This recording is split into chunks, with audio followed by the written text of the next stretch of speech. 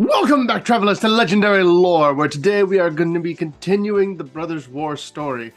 Oh my gosh, it's been so long, and as you can see, Joe is not here with me. This is due to the fact that as New Phyrexia continues to expand, I figured it'd be best to send Joe back home, and so he could tell me exactly what's going on there. He said that he found some dark stuff in the water, but he thinks it's probably nothing, so things should be going pretty well for him. He's never sounded more happy in his life. That said, what we're going to be talking about today is the storyline that takes place, the Brothers' War story as far as the set is concerned, and not so much the past part. So basically everything is happening in the present. The part that connects everything that took place in Dominaria United all the way up until Phyrexia all be one. We're going to basically see where everything is happening there and all the people. Now what's cool is that each of the chapters for this particular set of stories is based off of a different set in Dominaria's past. For instance, the first chapter is called Stronghold, which is a whole deal that happened with Wrath that someday hopefully we'll get a chance to go over. Now that said, let me just read a few bits of what it says here. This is really cool because one of the things they want to do with this set, it seems, is make Teferi kind of come to grips with the fact that he was an Old Walker at one point and essentially was a mini Urza. And that he also made mistakes, he also caused suffering, he also did things where he believed that the ends justified the means. And as a result, he's now seeing other people in this scenario, and he's seeing all this references back to Urza. He's in Urza's tower, he's doing all these different things with artifice, and he's practicing time magic in a very dangerous fashion. He's doing all the same things that Urza once did, and is now kind of reflecting in on himself. That said, Urza was actually like the second or third most evil person in the entirety of Magic's history. He just happened to be fighting the first most evil person in Magic's history. Nicol Bolas did not do the level of messed up stuff that Urza did in his life. Even though there's obviously the fact that Nicol Bolas is a pure evil character, that's just how bad Urza did things. That said, of course, Yawgmoth was far more villainous. So, basically what we have here is a moment where it says that he sees Elspeth's face. Elspeth is here. Elspeth is defending everybody. Remember the whole deal where she was informed about everything that's going on with Ajani having just been completed. She feels terrible about that. Everyone is kind of coming together. All the planeswalkers are aware of the threat of Phyrexia because they all understood the history of what happened in the past on Dominaria. They've seen sleeper agents on various planes. They know people have been completed and turned into these monsters. It's a threat to literally everyone, and a lot of people are joining forces as a result. So here we actually see him, Teferi seeing Elspeth, and it says that it was the same face he saw on Baron, his old headmaster at the Tolarian Academy, which is really cool because, again, Baron, he's been dead forever. He obliterated himself back during the whole invasion. So the fact that we're getting this like callback, this person's being brought back to his story-wise, you know he was an influential person in Teferi's life because he was the blue legendary creature in the set focus on Teferi a few sets back. So here it says that he says, remembering the venerable mage standing up from his desk, his face sunken, jaw quivering, the tempest inside stayed only by propriety. Now, the basic idea is that in the past, Baron had just discovered his wife, Rain, had been killed in battle. And it was in a battle that Teferi himself had led. So again, that idea of Teferi coming to grips with himself, of like the evils that he has done, his crimes. And so that was during the whole prophecy story, which I know someday, far flung in the future, we'll get a chance to see. But the actual, there's an actual card that shows the moment where Baron is told by Urza. It's called Mourning. It's a black spell, and it's just this, you see in his face this just absolute horror and sadness, and it's just a really cool moment. Sad moment, but it's a really cool moment nonetheless. And so it talks about how Teferi talks to Elspeth saying like Koth and her tried to do it, it didn't work when they were fighting the Phyrexians the first time around. It's a dangerous, basically impossible task. At the same time, Teferi reflects back on how he had to take some time to find Ren, and she was on a plane called Cridhe, which is like a plane that was mentioned like one time in a book that was basically not super canon from like the far-flung past. Like, it's crazy that it's even mentioned. So after all of that, it talks about Urza's 9 Titans, how he got a bunch of planeswalkers and he went into Phyrexia and he blew up a bunch of stuff using stuff like Pernicious Deed. Teferi was even supposed to be one of the 9 Titans, except of course he ditched them so that he could work on phasing out the entirety of Zalfir and being a very bad influence on the plane as a whole. So that all happens. He's reflecting on the fact that he's basically recreating the 9 Titans himself. And then we're basically jumping forward to, so the second part is called Antiquities, and Antiquities' whole deal it's an old set that was where we originally got to meet Urza and Mishra, and here we're seeing that the artifice of the past, stuff like Tarnos' coffin and other like the actual amulet that Venture created, they're all being repurposed and redesigned by Saheeli, because Saheeli, Kaya, and Teferi, 3 individual planeswalkers with wildly different abilities, are having to work together in order to basically create a machine that actually works as a time machine.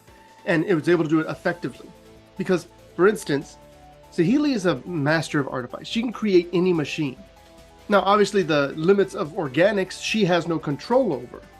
But she does have this things like the stasis coffin that's able to basically maintain a body in its entirety and keep it safe.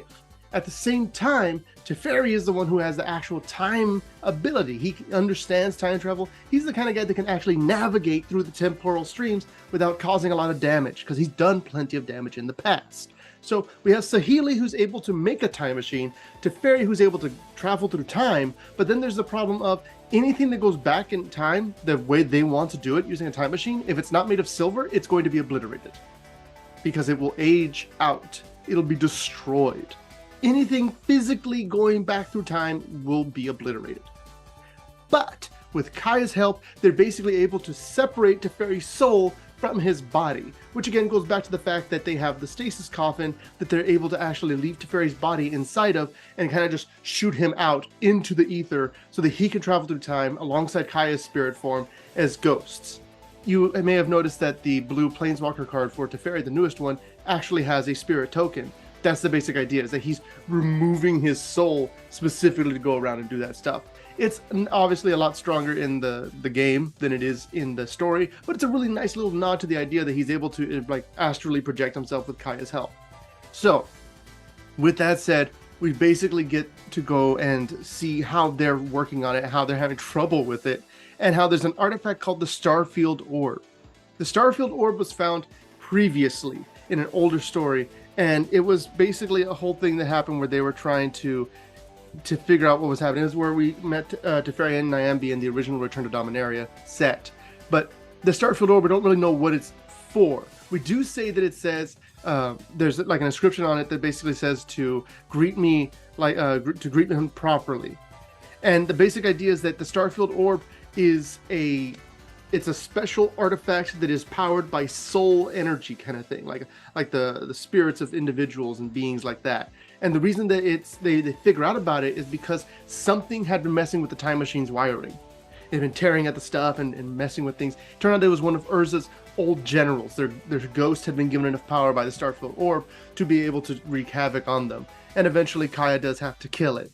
And it's a very sad moment, but it's also a really cool moment because you get to kind of see a person who gave everything to Urza back when Urza was just a man, a mortal, and how he was betrayed essentially. Because he believed that their war was for something greater, when in fact it was just two brothers squabbling over rocks, essentially. And so basically what winds up happening is that they have to kill the spirit, and after all that takes place, Joda figures out how to get into the Starfield Orb. So what I mean by getting into the Starfield Orb is that he remembers that Teferi's whole deal was that he was a prankster as a kid, and that when he would shake people's hands, he had this little, like, a spark that he would shoot out into people's hands to mess with them. Like a little ping effect. So that when they would shake his hand, he would give them that little joy zapper, the joy buzzer kind of thing.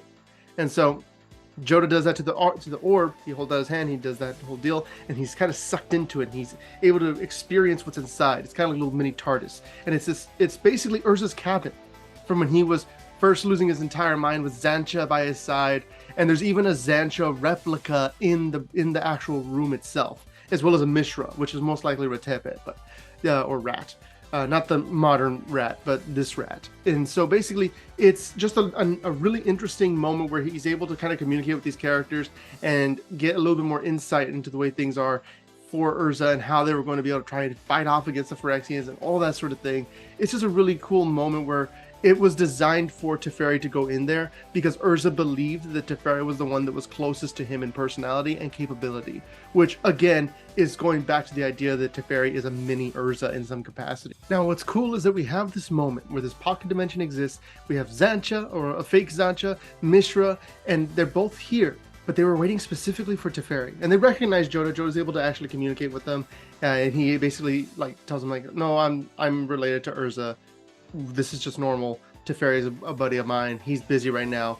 When it's time, I'll tell him about this. He can come in here and he can actually get the information we need. Because basically, the orb was it's a failsafe, and the idea was that if the legacy failed in some capacity, or if Urza was killed, this was his plan B.